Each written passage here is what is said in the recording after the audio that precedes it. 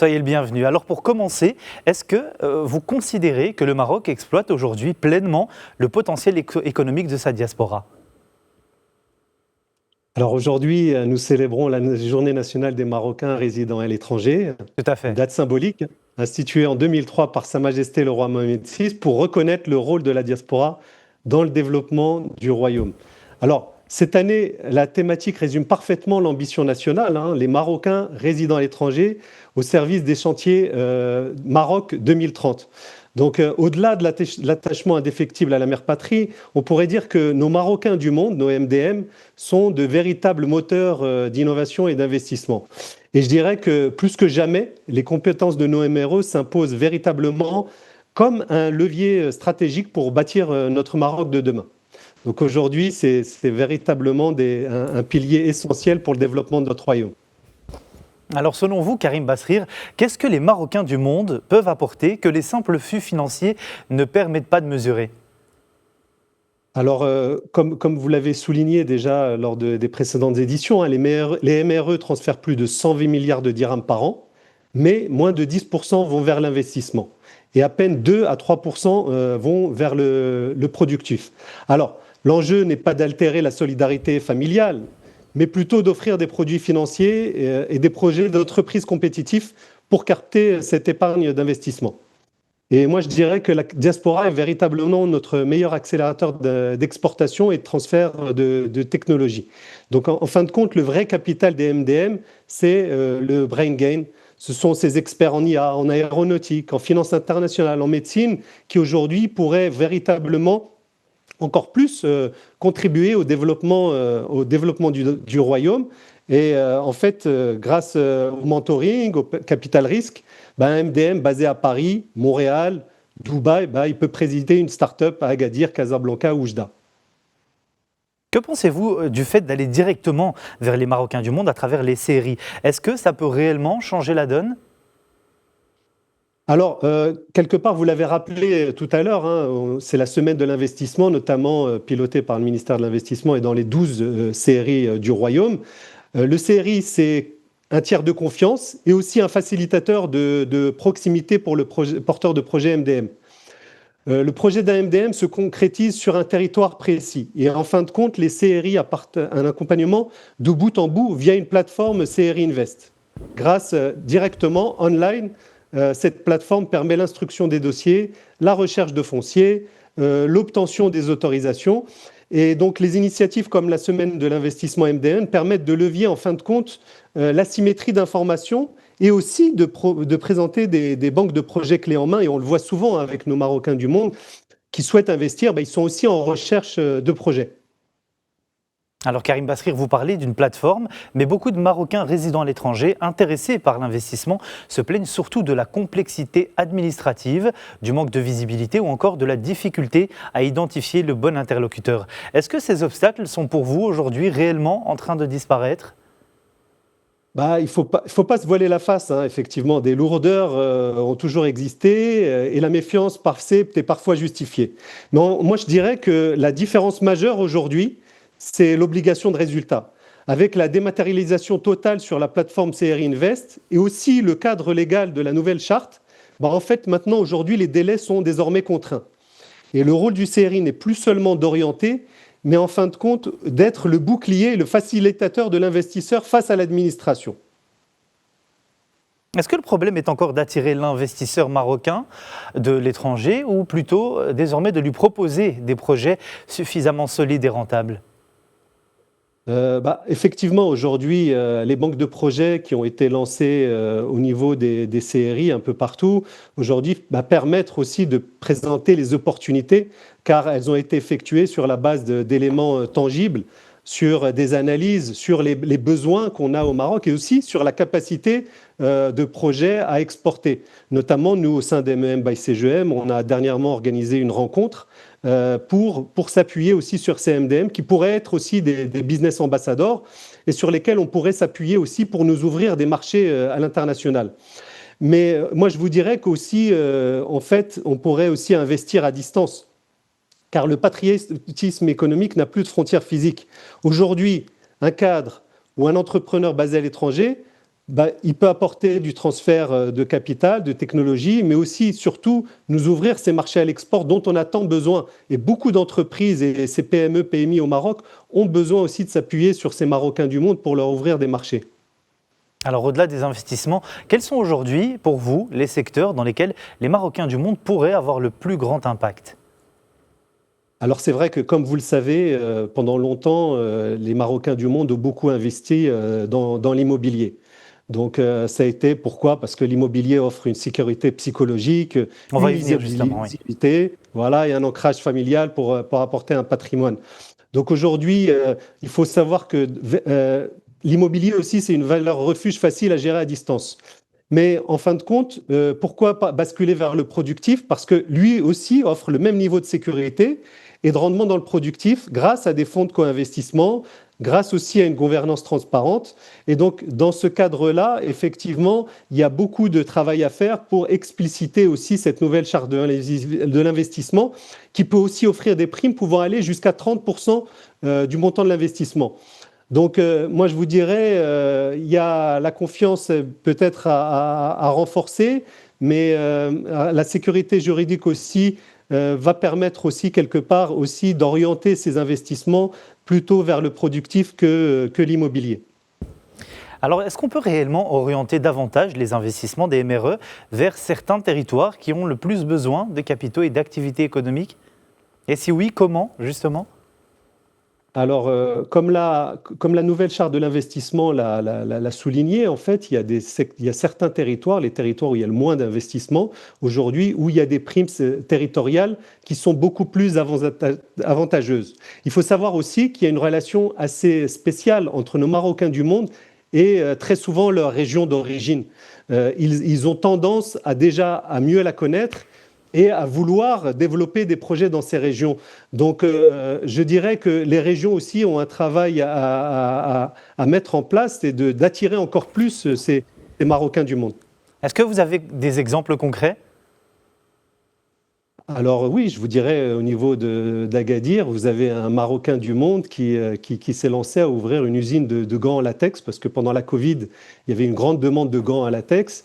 Et à partir de là, il s'est dit, moi je vais monter une entité au Maroc, parce que c'est un hub stratégique, pour pouvoir à la fois fournir le marché local, mais aussi le marché africain et le marché international. Donc on essaye aussi de mettre en avant aussi toutes ces success stories au sein de MM by CGM et du CRI aussi, de Maroc Entrepreneur, et pour pouvoir aussi inspirer en fait nos Marocains du monde. Que pensez-vous justement de la région de Rachidia ou encore du Moyen Atlas qui manque énormément d'investissements? Alors, je vous rejoins, ce sont des régions qui ont besoin encore plus d'investissement, d'emplois. Et pour le coup, ces Marocains du monde, on parlerait par exemple de la région de Rachidia, où il y a beaucoup de choses à faire, par exemple au niveau des dates.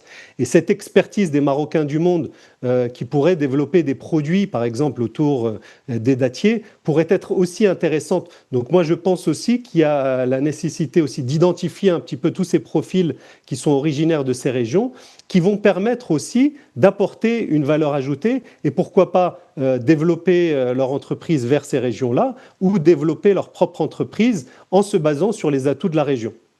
Alors revenons à présent sur un point que vous avez abordé, Karim Basrir, qui est celui de l'immobilier. Est-ce que vous pouvez nous expliquer pourquoi la pierre reste-t-elle aujourd'hui autant privilégiée par les Marocains du monde ? Alors oui, effectivement, l'immobilier reste encore majoritaire, pratiquement presque 70% des investissements. Comment basculer vers le productif? Effectivement, parce que l'immobilier, je vous ai dit tout à l'heure, c'est patrimonial, ça offre aussi une sécurité psychologique, c'est un ancrage familial et quelque part, c'est une valeur refuge facile à gérer à distance. Mais en fin de compte, pour basculer vers le productif, il faudrait aussi offrir pour les investissements productifs, les industries, les usines, d'autres entreprises, offrir le même niveau de sécurité et de rendement dans le productif. Et c'est là où il faudrait faire appel encore plus à d'innovation. Et d'ailleurs, c'est intéressant de rappeler le dernier discours de Sa Majesté où il a sensibilisé le secteur financier à véritablement innover aussi. Et je pense qu'il y a des innovations notamment qui pourraient être amenées, comme je citerai lors du dernier forum à Tanger, les Diaspora Bonds, qui pourraient permettre aux Marocains du monde d'investir d'une façon indirecte, mais dans leur territoire et leurs régions respectives.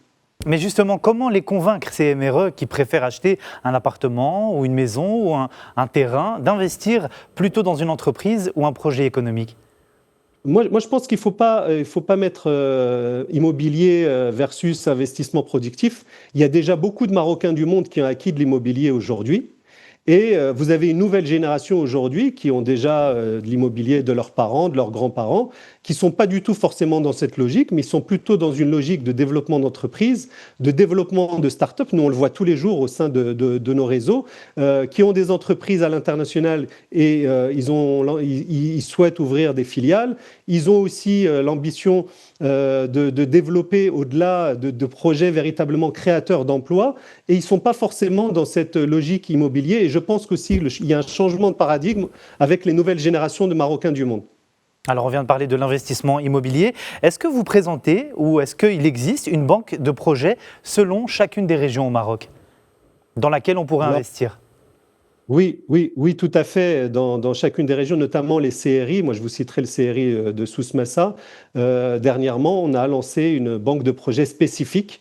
Et comme je vous l'ai dit, chaque région aujourd'hui, chaque CRI est en train de se doter de banques de projets qui collent complètement au territoire et aux besoins et aussi aux opportunités. Donc aujourd'hui, quand vous couplez la banque de projet, vous couplez la charte de l'investissement, plus les fonds MDM Invest, entre guillemets, pour ceux qui ne connaissent pas, mais ce sont des fonds dédiés spécifiquement pour les Marocains du monde qui permettent d'avoir une subvention à hauteur de 10%, avec aussi des taux bonifiés avec MDM Temwil. Aujourd'hui, on a véritablement un package très intéressant pour pouvoir développer des projets dans de bonnes conditions. Alors, je vous dirais que en fait, le challenge aujourd'hui va être de faire connaître tous ces outils, bien entendu sur les réseaux, à travers les médias, à travers des roadshows, ce qui va permettre aussi de se rendre compte de ce qui existe pour pouvoir développer un projet au Maroc. Alors justement, j'y venais, c'était ma question suivante. Selon vous, qui êtes également un investisseur, est-ce que ces mécanismes sont suffisamment connus des Marocains du monde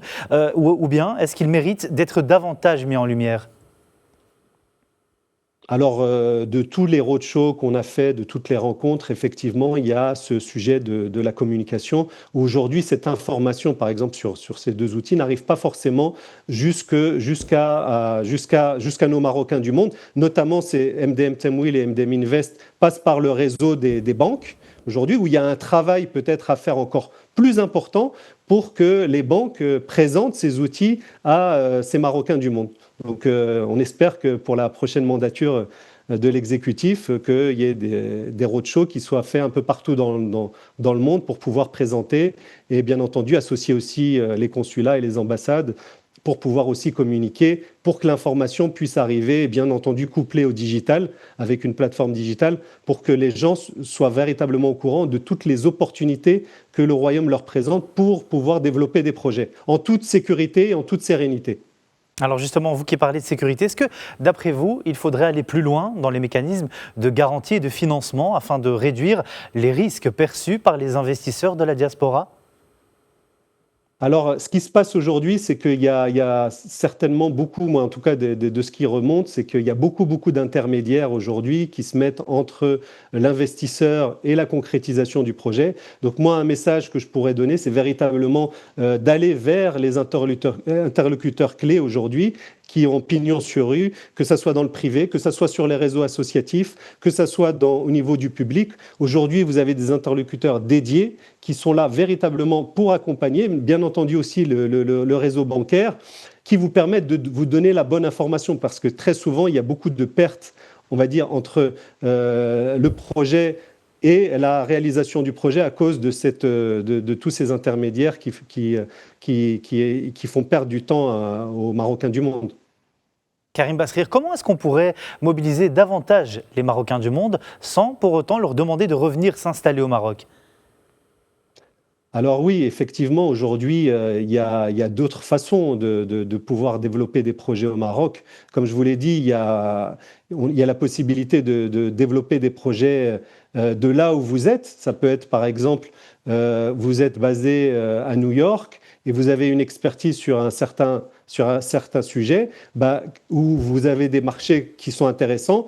Bah, vous pouvez devenir business ambassador, par exemple, au sein de MEM by CGEM, pour pouvoir ouvrir des marchés aux entreprises déjà existantes. Donc, quelque part, c'est aussi une façon d'investir pour nos Marocains du monde et c'est gagnant-gagnant, win-win, hein.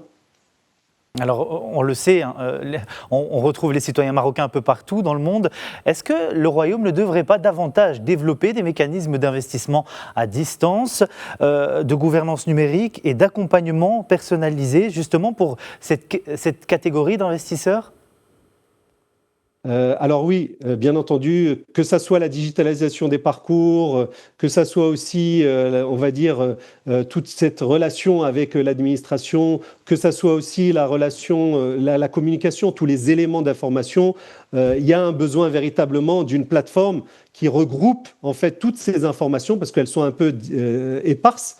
Et aujourd'hui, le Marocain du monde derrière son ordinateur, il tombe pas forcément sur le bon site. Donc il y a un travail, on va dire, à faire pour pouvoir synthétiser et regrouper l'ensemble de ces informations qui va permettre quelque part d'éclairer et de faciliter aussi le parcours d'entrepreneuriat et d'investissement pour nos Marocains du monde.